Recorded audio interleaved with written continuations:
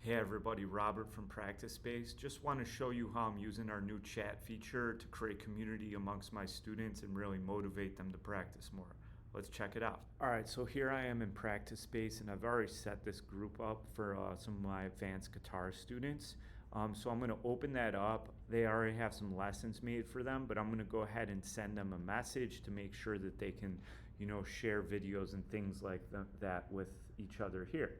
So, I've already got that message ready to go. So just a little bit of info about what the chat's going to be for. And then I also wanted to send them some materials that I already have in my Practice Space library. So I have a video that I've already made. And I also have a PDF of the music that I want them to use. I could record a quick video directly in here. Hey, everybody.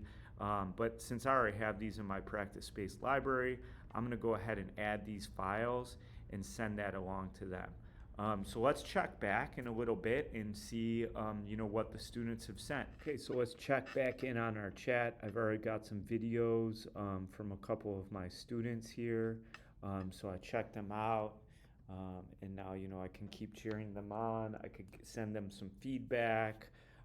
I could create an assignment in their group based upon what I've seen or send them a private assignment, but for now I'll just tell them they're all doing great.